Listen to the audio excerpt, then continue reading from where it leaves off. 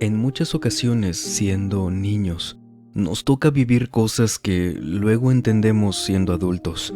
La poca experiencia que tengamos en cualquier tema que se le ocurra, por ser niños, no nos permite procesar en esos momentos lo que pasa, lo que acabamos de ver. ¿Y qué me diría usted si yo le narro el día de hoy un caso impactante, considerando que quien lo vivió apenas tenía 12 años de edad? Cada vez más han confiado en este espacio para compartirnos experiencias así, lo cual les agradecemos infinitamente su confianza. Y aprovechando que ya estamos por aquí, permítanme acompañarlos durante cualquier actividad que estén realizando o pónganse cómodos. Vamos a desconectarnos un ratito del estrés y de la prisa del mundo exterior y mejor, preparen y acompáñenos con la bebida de su preferencia y transportémonos directo a Luisiana, Estados Unidos, cerca del río Mississippi, desde donde una persona que simplemente nos pidió llamarle Fidel nos cuenta esto. Era un niño aún en aquel entonces. La inocencia que tenía por aquellos años me impedía creer o pensar que este tipo de cosas existieran. Un niño que se dejaba guiar por la curiosidad sin tener ni siquiera en cuenta que todo esto podría tener consecuencias. Creo que, al igual que a mí, nunca nos prepararon para vivir algo así. Durante años, les cuento, fui a terapia psicológica, lo hablé una y otra vez esperando que se me olvidara poder superarlo, pero... Y no es que la terapia haya sido mala, no es eso. Es que de verdad me marcó. Puedo decir que rescaté algo positivo de lo que viví. Y es que nunca debo dejarme llevar por la apariencia de un desconocido, por más buena persona que parezca ser, porque detrás de esa supuesta bondad pueden esconderse tantas cosas que ni nos imaginamos. En el barrio donde crecí, allá a principios de la década de los 2000, había un club deportivo que era lugar de reunión de todos los jóvenes de la zona, incluyendo nosotros, los que éramos niños en aquellos años. Era un lugar no tan grande donde albergaba únicamente una cancha de básquet, siendo ese el deporte que practicábamos. Jugábamos precisamente para ese club. Dichos partidos se llevaban a cabo normalmente los fines de semana, y durante el resto de los días nos dedicábamos a entrenar. Como era de esperarse, cada grupo tenía su propio horario para ocupar la cancha. Nosotros éramos los primeros y los más grandes lo hacían pasada la tarde, quedándose casi siempre hasta que comenzaba a anochecer. No voy a hablarles acerca de que, gracias a este club deportivo, los muchachos se mantenían alejados de sustancias ilícitas y demás temas relacionados con los vicios, ya que eso no se daba mucho en esos años, al menos no en mi barrio. Sin embargo, de la noche a la mañana algo extraño comenzó a pasar en torno a ese sitio, algo que nosotros, los niños, ignorábamos. Una tarde, mientras me preparaba para salir rumbo al club, mi madre entró a mi habitación para decirme que no iría, que hubo algunos problemas y que por lo tanto se suspendían los entrenamientos por un tiempo. Eso claro que me molestó y me dejó con la intriga de qué había pasado. Y como era de esperarse, empecé a reclamarle a mi madre para que me dijera el porqué. Ella se negó, pero mantuvo su postura rígida en cuanto a que no iba a ir. Me consoló saber que, según ella, ninguno de los niños iría, pero cuando pasaron unas horas y vi a, digámosle, Lorenzo, mi hermano más grande, preparándose para ir, ya que él jugaba en el equipo de mayores, me molesté aún más. Esta vez mi madre no me respondió nada nuevo ante mi reclamo. Fue mi padre quien, con solo una simple mirada hacia mí, bastó para que mi berrinche se cortara. Creo que muchos pueden entenderme. A una madre se le pueden reclamar ciertas cosas, pero a un padre con el carácter como el que tenía el mío, más me convenía cerrar la boca y bajar la mirada resignándome. No es justo, ¿por qué a nosotros los niños no nos dejan ni a los más grandes sí? ¿Qué es lo que pasó? ¿Qué pudo haber sucedido para que solo a nosotros no nos dejen ir? Y para colmo me comentaron que hasta el entrenador se puso del lado de nuestros padres y no sabe cuándo volveremos a entrenar. Mucho peor todavía, ni siquiera jugaremos los partidos que ya teníamos programados, ya que solo nuestro torneo se suspendió. ¿Cómo ves? Reclamaba en voz alta a Kevin, uno de mis amigos que también jugaba en ese club. Mientras estábamos sentados en la banqueta de mi casa escuchando a mi amigo quejarse de todo esto, veíamos a mi hermano salir de la casa para reunirse con los demás muchachos que habían ido a buscarlo. Y por supuesto, se burlaban de nosotros y nos hacían bromas sobre que no podíamos ir. Luego de que se fueran, estuvimos un rato más hablando, hasta que mi madre salió para decirme que ya entrara a la casa. Pero antes de despedirme de Kevin, me hizo una propuesta.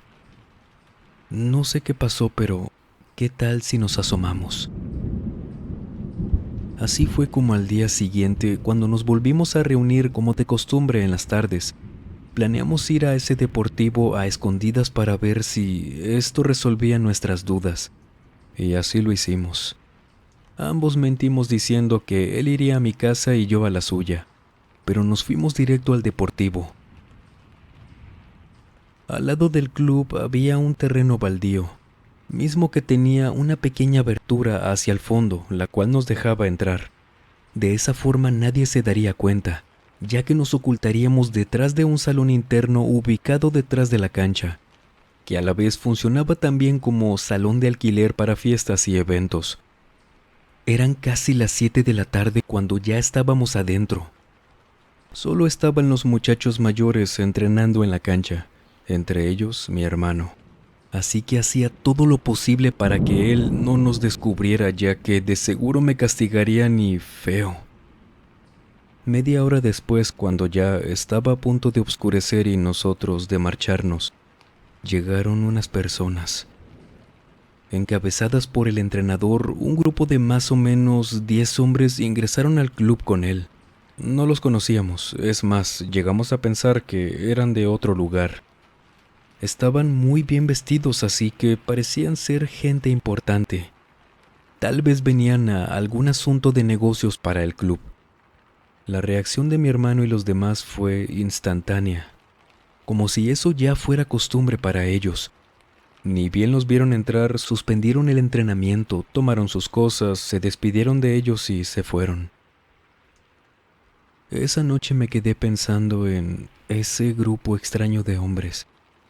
Yo compartía la habitación con Lorenzo, así que por ratos tenía la tentación de preguntarle al respecto. La verdad, yo sabía que eso sería en vano, ya que él de seguro no me diría nada. O peor aún, capaz que al hacerlo levantaría sospechas. Como sea, me las ingenié y le pregunté que cómo les estaba yendo en el entrenamiento, usando como excusa que últimamente regresaba más temprano a casa.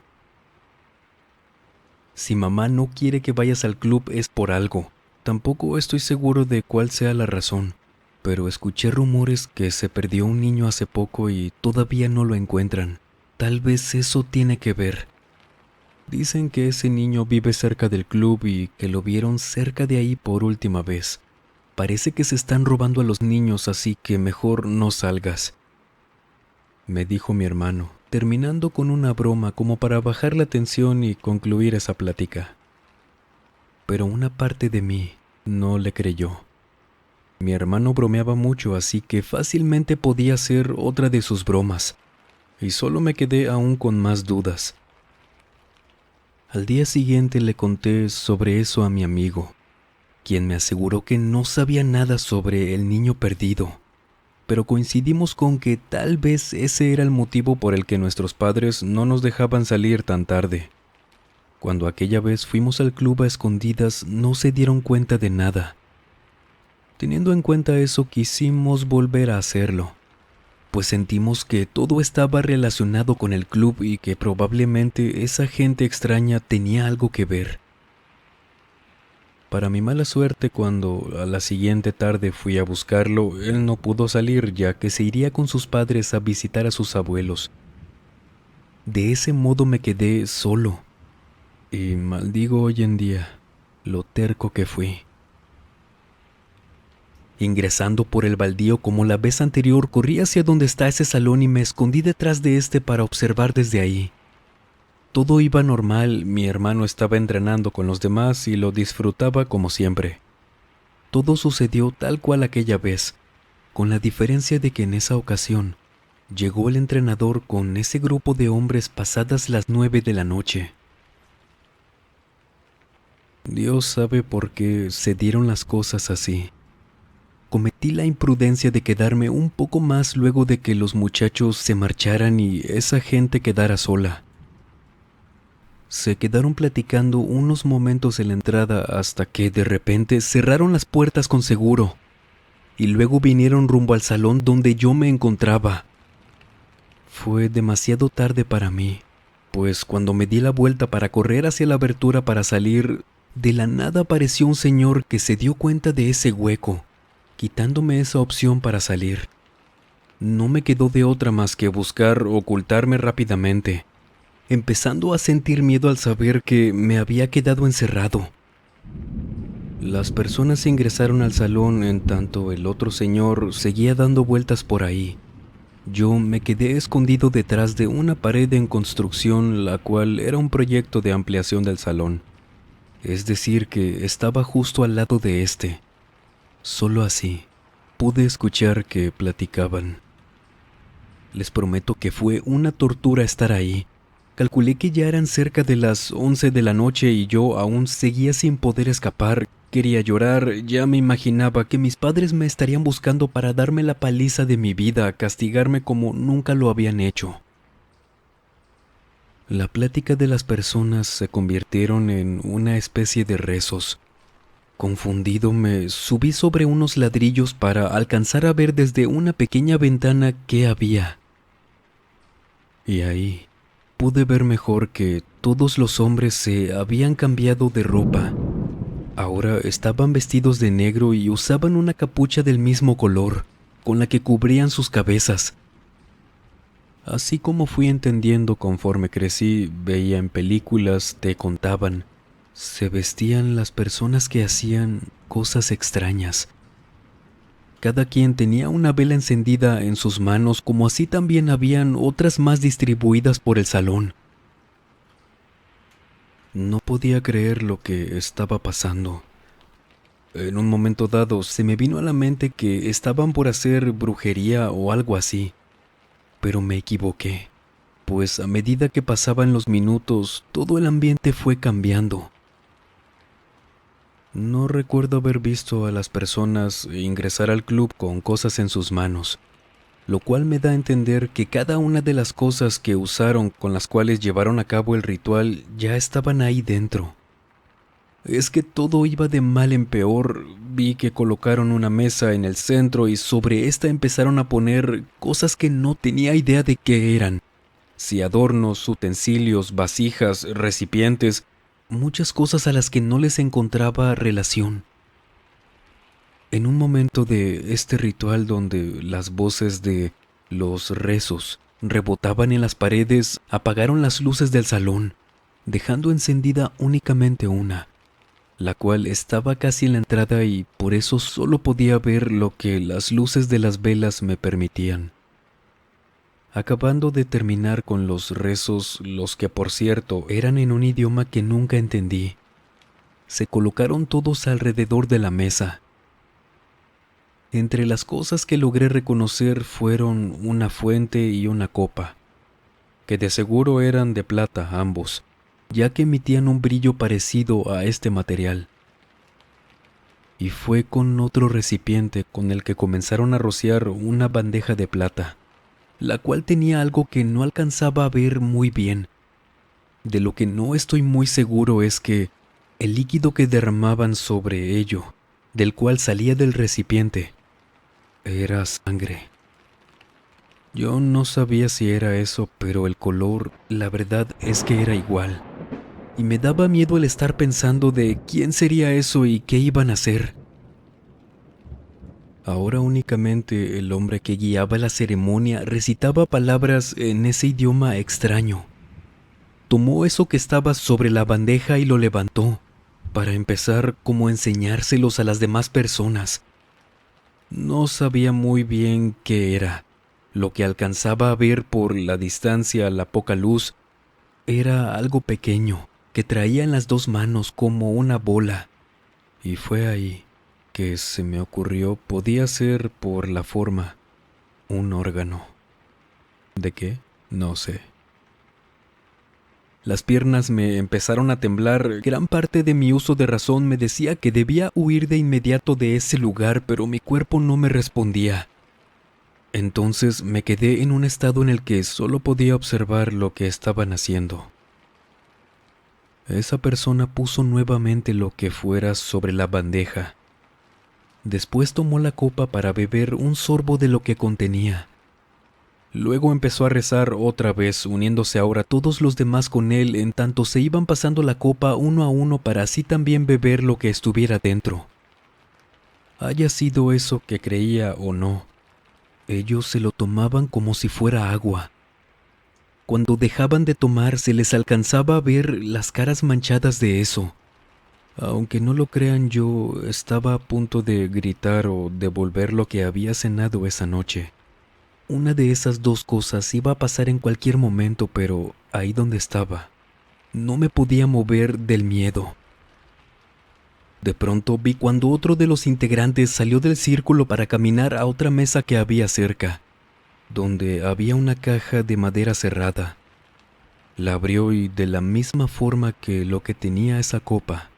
Yo no estoy muy seguro si sí era o no, pero yo sostengo aún en la actualidad que sí, a pesar de que yo quisiera que no. Y es que ahí, ese hombre sacó una cabeza, una humana. Por más increíble y real que suene, eso era, estoy seguro. Hasta en la actualidad trato de olvidar esa imagen. Era el tamaño de esa cabeza, algo pequeña. Les pido perdón si todo esto les resulta desagradable o repulsivo, pero es lo que vi, es lo que estaban haciendo estas personas. La cabeza tenía la boca y los ojos abiertos. Sí, se podía ver desde donde yo estaba. Parecía que esa cara se había quedado con una expresión de miedo, como si hubiera gritado antes de fallecer. Vi cuando luego uno de estos hombres tomó un cuchillo y no les voy a decir lo que hizo, creo que está de más. Fue horrible, en serio. Quien estaba haciendo todo eso con esa cabeza no era humano. Me cuesta creer que una persona pueda hacer todo eso. De repente me salió ese grito que tenía atorado desde que habían comenzado con esto y encima me caí hacia atrás. Les juro que no sé qué más pasó a partir de ese momento, pero de lo que sí me acuerdo perfectamente es que mientras corría hacia la abertura de las orillas para salir del club, el sujeto que era el encargado de vigilar el área me vio, ya que su rostro de asombro y a la vez de enojo son una de las cosas que nunca se me pudieron borrar de la memoria. Estoy más que seguro que sí corrió detrás de mí, pero supongo que yo fui más rápido, ya que lo próximo que recuerdo es que corrí como loco por las calles. No sé ni en qué momento me encontré con mis padres y mi hermano, pero luego ellos me dijeron que habían salido a buscarme y me encontraron a una cuadra de la casa, corriendo. Yo estoy con que me dieron algún medicamento o pastilla para ayudarme a calmarme, porque lo que recuerdo es que me desperté al día siguiente acostado en mi cama. Yo tenía 12 años de edad en ese entonces, y teniendo en cuenta que en esos años la mentalidad de un niño no es como la de ahora, creo que podrán darse una idea de cómo tuve que sobrellevar todo eso. No solo los meses posteriores, sino los años. Por momentos ni siquiera sabía quién era, si lo que veía era real o no, y si lo que vi esa noche en el club fue algo real o, no sé, alguien fingiendo hacer esas cosas para asustarme. Llegué a pensar en eso, pero sí pasó. Años después supe que en esos días mis padres fueron con la policía de una forma muy discreta para poner la denuncia. Yo no lo recuerdo, pero ellos dicen que sí les conté todo lo que había visto en ese deportivo. Lástima que no pude hacer lo mismo cuando los policías vinieron a la casa a verme para pedirme la declaración, pues para ese entonces mi mente a duras penas ordenaba mis pensamientos. Dicen que desde esa noche aquel grupo de personas nunca más volvió a ese club, ni siquiera fueron vistos ya por la zona. Cuando fueron a buscar al entrenador a su domicilio, su esposa dijo que había salido de viaje urgentemente y que no sabía supuestamente cuándo regresaría. Lo encontraron 2 días después junto a otro hombre a las afueras de la ciudad, dentro de una camioneta incendiada. Fue gracias a los estudios que les hicieron a los cuerpos que lograron reconocer que sí, era el entrenador. La identidad del otro hombre la supe recién cuando vi su fotografía en las noticias. Era el hombre que estuvo vigilando el club mientras yo estaba espiando el salón escondido. De seguro fue ese grupo que les hizo eso. Yo supongo que al entrenador por ser el principal representante de ese lugar y al otro porque tal vez fue el que me descubrió y no me pudo atrapar. Pues una vez me dijeron cuando le conté esto a un amigo, de seguro esas personas tenían solo 2 opciones: eliminarlos a ellos por ser los únicos testigos de la zona o a mí. Pero claro, como no se iban a poner a buscarme y tenían que moverse rápido porque ya los habían visto, no me eligieron a mí. Creo yo que fue así. El niño que había desaparecido previo a eso jamás fue encontrado. Y yo asumo que lo que vi esa noche, lo que traían en las manos esas personas, eran parte de él. Nunca se pudo confirmar nada, pero yo creo que fue así. Investigaron todo ahí dentro, pero no se pudo conseguir nada. A lo mucho quedaban solo restos de cera de las velas, manchas en el suelo que no ayudaban mucho y pues ese caso se quedó así. No había mucho por dónde buscar. Luego de eso nos mudamos a una ciudad distinta, no tan lejos, pero lo mejor era irnos de ahí. No sabíamos si esas personas podían regresar por mí, quien a mis 12 años me tocó ver todo eso. ¿Cómo cree usted que hubiera reaccionado al ver esto durante su infancia? Coméntenos, sería muy interesante saberlo. Una experiencia que nos hace pensar que hasta qué punto pueden llegar las acciones de una persona con tal de cumplir con algunas creencias. Nos gustaría creer que todo esto es ficción, pero ya hemos escuchado tantos testimonios de esto aquí en este canal, en el cual les creemos. Y solo podemos pedirles, cuídense mucho. Así como este relato, el cual fue redactado por Lazarus Cripta, una experiencia real, aunque a veces nos cueste creer en lo malo de los humanos. Puede leer más en su página de Facebook, les dejaremos el enlace en el primer comentario. Sabía que existe en Nuevo León una iglesia donde un sacerdote se arrebató la vida ahí dentro. Después de ese suceso todo cambió en ese sitio, principalmente quedó abandonada y nosotros pudimos visitarla y recorrerla por completo. Les dejaremos el enlace en el primer comentario y la historia completa también se las contaremos por allá. Espero puedan acompañarnos por allá también, ya que es un contenido que hacemos con todo el cariño del mundo para ustedes, así como también puedan comentarnos qué podríamos mejorar por allá. Nos leemos en aquel canal. Gracias. Y si ustedes han tenido alguna experiencia paranormal, por favor escríbanos a través de la página de Facebook, el correo electrónico o nuestra cuenta de Instagram que dejamos como siempre en la descripción y en el comentario fijado. Gracias de antemano. Y sin más por agregar, les mando un muy fuerte abrazo. Nos vemos en el próximo video. Y el último en salir, por favor, apague las luces y cierre las puertas del mausoleo. Buenas noches.